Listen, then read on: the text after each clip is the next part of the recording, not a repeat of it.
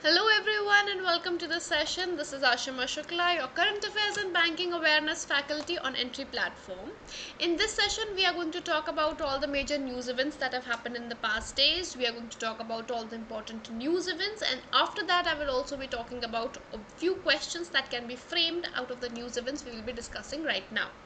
So first go through the news events, then on the basis of those news events a few question discussion. After that, if you still feel you need more questions to practice, then you can download our app where you will be getting lots of free current affairs questions where you can practice. Now, starting on the discussion of news events, the first is Hurun Global 40 and Under Self-Made Billionaires 2022 report, which ranks the self-made billionaires in the world in terms of US dollars aged 40 years and under. The Hurun Report 2022 lists 87 self-made billionaires in the world aged 40 and under, which is up by 8 from last year. Last year, the numbers have added 8 more new self-made billionaires. The most number of billionaires are in United States of America with 37 self-made billionaires.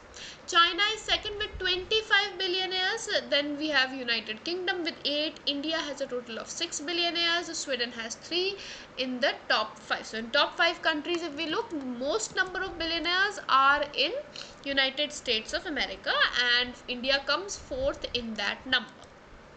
Now, the Meta CEO Mark Zuckerberg is world's richest self-made billionaire under 40 with a total wealth of 76 billion US dollars overall as his value.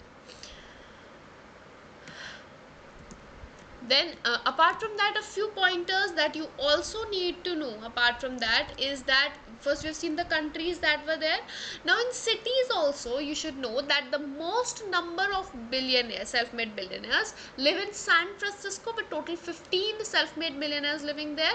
Then Beijing 13 and Palo Alto 8.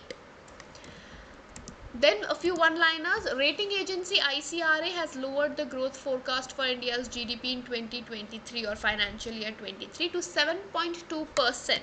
Earlier, this was put up at 8%, or the prediction was made at 8%. Museum for of all the former prime ministers, Pradhan Mantri Sangrahalaya, the Museum of Prime Ministers, has been built at Teen Murti Estate in Delhi. 270 crore, it's a whole 270 crore project which will be inaugurated on April 14, 2022 at Teen Murti Bhavan complex, which was residence of ex-Prime Minister Jawaharlal Nehru ji. The museum will showcase the life, the times, the contribution of all the former Prime Ministers, which is total 14 in number. So 14 Prime Ministers so far, and their collections and works are also going to be there. Now, Jawaharlal Nehru's collections and works are on a separate Nehru Memorial Museum, which was his residence also. Then we have Union Minister for Commerce and Industry Piyush Goyal ji, who inaugurated Indian Jewelry Exposition Center or ICHEX building in Dubai, UAE on 29th of March during his visit in Dubai to participate in India Pavilion at Dubai Expo recently. During the launch of IJEX, Minister called upon export members of Gem and Jewelry Export Promotion Council to go for 100 billion US dollars export target annually from the current 35 billion target. Respective board of directors of multiplex chains PVR Limited and Inox Leisure have approved an all-stock amalgamation of Inox with PVR. So as per the deal, shareholders of Inox will get 3 shares of PVR for every 10 shares which they have in the company. So merger is now going to be named as PVR Inox Limited. New cinemas opened after the merger will carry the name PVR Inox now. Right? PVR promoters will have 10.62% stake in the combined entity. Inox will have 16.66% stake. Who is going to be the managing director of this new combined entity? That is going to be Ajay Bijli. Ajay Bijli ji is the new managing director. Gilbert Hongbo has been elected as the next Director General of International Labour Organization. Mr. Hongbo, who is the former Prime Minister of Togo, will be the 11th Director General of ILO, or International Labour Organization, and the first African to hold this position. He is going to take over the new role from October 2022, and the duration is going to be for 5 years. He is going to replace Guy Ryder, who was the incumbent Director General of ILO. Board of Broadcast Audience Research Council, or BARC India, has elected Shashi Sinha ji as the new chairperson. Sinha ji will replace Puneet Goenka ji of Zee Cinema Enterprise as the chairperson, who has been at the position since 3 years.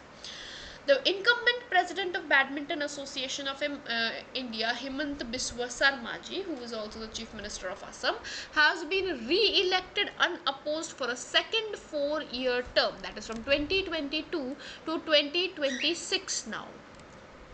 Uday Kotak ji has announced to step down as the chairperson of the Infrastructure, Leasing and Financial Services after his term ended on 2nd of April 2022. Program Sagar Parikrama was launched by the Government of India on the occasion of 75th Azadi Ka Amrit Mahotsav. Ministry of Rural Development along with Roshni Center and PCI have organized a program, National Discourse on Food, Nutrition, Health and Wash recently. Now, the topic is going to be leveraging BAYNRLM's Women Collective on Strengthening the Health Behavior, and it is going to be organized by Deen Dayal Antyodaya Yojana, National Rural Livelihood Mission, UNICEF, Roshni Center, Bill and Melinda Gates Foundation and PCI. Government of India has approved 433.74 crore rupees legal waste remediation proposal of Maharashtra and 178.6 crore proposal of Telangana. Nodal ministry is going to be Ministry of Housing and Urban Affairs, and its aim is of Swachh Bharat Mission 2.0 to deal with the legacy of dross and dredges which result in garbage hills and dumpsters. Konkan Railways has accomplished its mission 100% electrification. Now it will run on electricity for the whole 741 kilometers, making it more eco-friendly and clean mode of transportation now. Matrabhumi, a projection mapping highlighting the rich and diverse culture of India, has been conducted at Red Fort in the 10-day event of Bharat Bhagya Vidhata recently. Ministry of Defence and Bharat Electronics Limited Hyderabad have signed a contract with estimated cost of 1,109 crore rupees for the procurement and instrumentation electronic warfare range for Indian Air Force. Ministry of Defence and Bharat Electronics Limited Bengaluru signed a contract for procurement of advanced electronic warfare suite for fighter aircraft at an estimated cost of 1,993 crore rupees, which will the battle survivability of IAF fighter aircraft. India and Sri Lanka signed an MOU for implementing 3 hybrid power plants on Sri Lankan islands off the coast of northern Jaffna. Virat Kohli ji has been ranked number 1 as the most valued celebrity for the 5th consecutive year and Duff and Films Celebrity Brand Valuation Report 2021. Gaurav Negi ji has been appointed as the new CFO of Indigo Airlines. Indian American Raj Subramaniam ji has been appointed as the new CEO of FedEx. Central government has approved the hiking of dearness allowance of central government employees by 3%. Now, after this increment, the total DA has become 34%, benefiting about 4.8 million employees and 6.9 million pensioners. PM Narendra Modi ji attended the 5th BIMSTEC summit hosted virtually by Sri Lanka. Theme was towards a resilient region, prosperous economies and healthy people, and the main outcome was the adoption and signing of BIMSTEC Charter. India has also pledged $1 million to strengthen the capacity of BIMSTEC Secretariat. Ministry of INB, Information and Broadcasting, via 3 orders transferred the production of documentaries and short films, organization of film festivals and preservation of films to National Film Development Corporation. NFDC is a public sector undertaking under the Ministry of INB, Information and Broadcasting.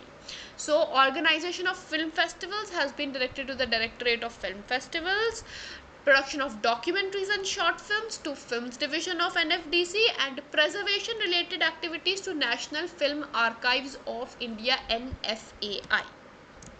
Scope of Emergency Credit Line Guarantee Scheme has been enhanced till 31st of March. New borrowers under ECLGS 3.0 who borrowed after 31st of March 2021 but up to 31st of January 2022 will now be eligible to avail for emergency credit facilities as well. Chetak helicopter has completed 60 years of service to the nation. Ministry of Defence is conducting a conclave Yashwat Pat Dashakam with the theme Chetak Atmanirbharta Bahuvigyata Evam Vishwastata Ke Chah Gaurvashil Dishak. This is the theme and the idea behind conducting it. It is going to be organized by Air Force Station Hakimpet under the aegis of Indian Air Force and Training Command. First edition of Indian Ocean Naval Symposium, IONS IMEX 2022, was conducted at Goa and in Arabian Sea from 26 to 30 March 2022. The aim was to enhance interoperability in humanitarian assistance and disaster relief (HADR) operations among the member navies. There were 2 phases in which it was conducted. First phase was harbour phase at Barmagoa, Goa, and second phase was a sea phase in the Arabian Sea. 15 IONS member navies have participated in the exercise. Passive breach happens when scheme asset allocation deviates from that mentioned in the scheme information document unknowingly. In its circular, SEBI has given 30 days time to all fund management companies to rectify this issue. So they have tightened the rules for passive breaches by the fund management companies. Now these were the important news events from the past days. Let's have a look at a few questions that can be framed from the news events we just discussed. First is a program named National Discourse on Food, Nutrition and Health and WASH was organized by which of the following? Now out of the following, it was DAYNRLM or Deen Dayal Antyodaya Yojana, which was the one which had organized it. Along with it was UNICEF and Roshni Center and Bill and Melinda Gates Foundation, but not FAO and Health Research Department. Who is the new CEO of FedEx? So Indian American has been appointed. Who has been appointed? That's going to be Raj Subramanyam ji. Dearness allowance or DA has been increased for central government employees from 1st of January 2022. By how much percent this increase has happened? The hike is approximately 3%.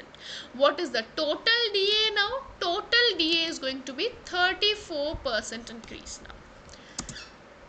BIMSTEC 2022 was conducted by which member country recently?